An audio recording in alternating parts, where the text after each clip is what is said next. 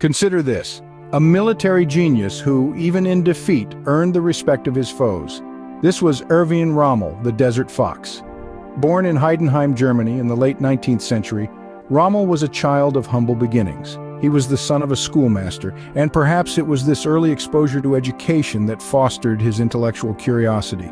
He was not born into a military family, nor was he groomed for a life on the battlefield. Yet destiny had other plans. At the age of 18, Rommel joined the German army. His early years in the military were marked by dedication and hard work, traits that would later define his career as a soldier. He was a quick learner, absorbing military tactics and strategies with an almost insatiable appetite. Then came the Great War, World War I, a conflict that would change the face of warfare and the course of Rommel's life. He served with distinction on the Western and Italian fronts, proving himself a brave and resourceful soldier. His courage and leadership skills did not go unnoticed. He was awarded the Iron Cross for bravery, a prestigious military decoration that recognized his exceptional service on the battlefield. In the trenches and battlefields of World War I, Rommel honed his skills, learned the art of war, and developed a deep understanding of military tactics. He was not just a soldier following orders. He was a thinker, a strategist, a leader. He demonstrated an uncanny ability to anticipate enemy moves and make quick, decisive actions. This keen tactical mind, coupled with his audacity, would later earn him the nickname the Desert Fox. Rommel's audacity and tactical brilliance in World War I were merely a prelude to what was to come.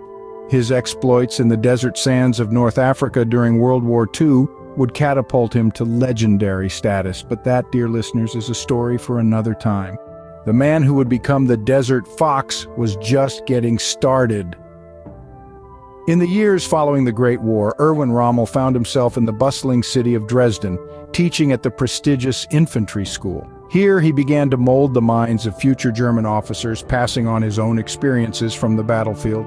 But it wasn't just his students that benefited from Rommel's wisdom.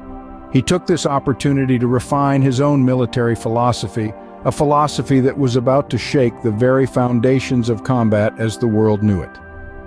Rommel was a man of action, believing in quick and decisive moves. He preached an aggressive, independent style of command, one that required initiative and boldness. This was a stark contrast to the more traditional, rigid command structures often seen in military operations. His approach was revolutionary, and it would go on to define his legacy.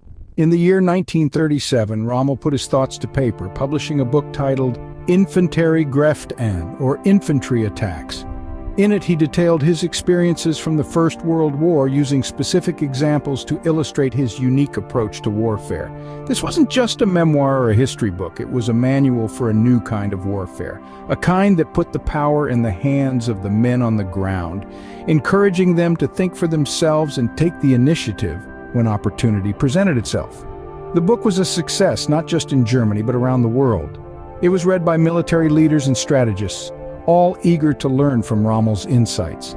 His innovative tactics were discussed and dissected, and his name began to carry weight in military circles. The Desert Fox was on the rise, but the real test was yet to come. The world was on the brink of another war, a war that would prove to be even more devastating than the last. Rommel's innovative tactics were about to face their greatest test. World War II, the stage where Rommel's genius would truly shine. As the curtains of war were drawn, Erwin Rommel, a man of extraordinary tactical acumen, was given command of the 7th Panzer Division during the invasion of France. This was a turning point in his career, a chance for him to showcase his prowess on a grand stage, and he did not disappoint. His leadership was nothing short of remarkable. He led his men with a unique blend of audacity and precision, pushing the boundaries of conventional warfare. His division moved with such speed and stealth that it was dubbed the Ghost Division. It was as if they were there one moment and gone the next, leaving only rubble and confusion in their wake. In the wake of this success, Rommel was assigned to lead the Africa Corps, a unit stationed in the treacherous terrains of North Africa. This was a challenge of a different kind. The desert was a formidable adversary, its vastness and volatility testing the mettle of even the most seasoned soldiers. But Rommel was unfazed. He adapted and thrived, turning the desert's harshness into an advantage. His astute understanding of the terrain, his ability to swiftly maneuver his troops, and his knack for launching surprise attacks left his enemies bewildered and defeated.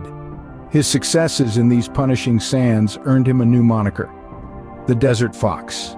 His campaigns in North Africa were a testament to his military genius.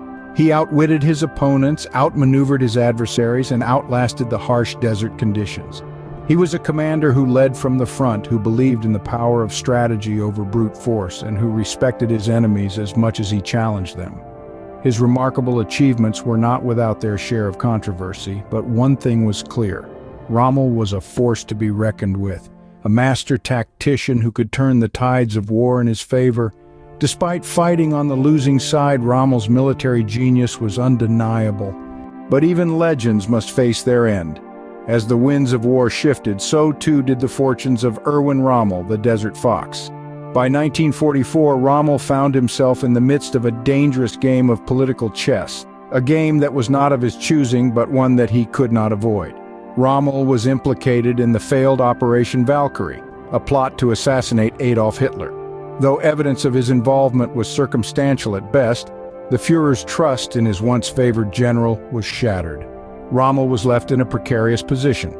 In the heart of autumn, on October 14, 1944, Rommel was given a grim choice: face a public trial that would undoubtedly lead to a conviction and tarnish his family's name, or take his own life.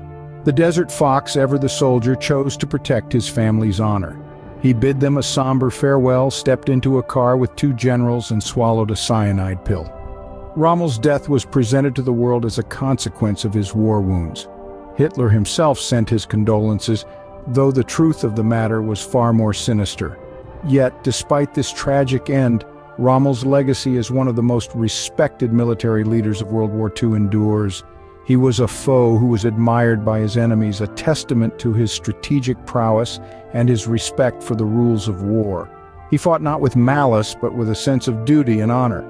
Rommel was a master of maneuver warfare. His tactics in the North African desert are still studied in military academies today. He was a leader who cared for his men, often leading from the front, earning him their unwavering loyalty. In the end, Rommel was a soldier caught in the machinations of a regime he served but did not fully support. His story is a poignant reminder that even in the midst of war, there can be honor, respect, and humanity. Rommel may have been a foe, but he was a foe who commanded respect. For Rommel's legacy continues to endure even decades after his death. This man, known for his cunning strategies and relentless determination, remains a subject of fascination and study in military academies around the globe. His tactics were not only effective in the heat of battle, but they were far-sighted, anticipating the moves of his opponents with uncanny precision. Erwin Rommel was a man of action, but also a man of thought. He never led his men into battle without a plan, and his plans were often so ingenious that they are still taught today, more than 80 years later. His unique approach to warfare, marked by rapid, aggressive maneuvers and a deep understanding of his enemy, became a blueprint for modern military strategy. Even beyond the field of battle, Rommel's influence can be felt. His writings, particularly infantry attacks, continue to be read and admired by military historians and enthusiasts. These works reveal not just a brilliant tactician, but a man of deep insight who understood the human element in warfare. Rommel knew that behind every strategy, every move on the battlefield, were men with their own fears, hopes, and determination. His respect for his adversaries was another aspect of Rommel's character that set him apart. He was known to treat prisoners of war with dignity and was vehemently opposed to the ill treatment of soldiers. This earned him the respect of his foes, a respect that still resonates within military circles today. Erwin Rommel's impact on military strategy was profound, and his legacy remains potent.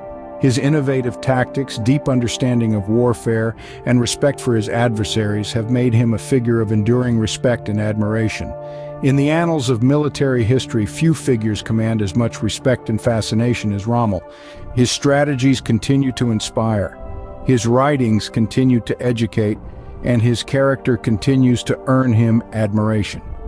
Erwin Rommel, the Desert Fox, remains a testament to the power of military genius, courage, and innovation.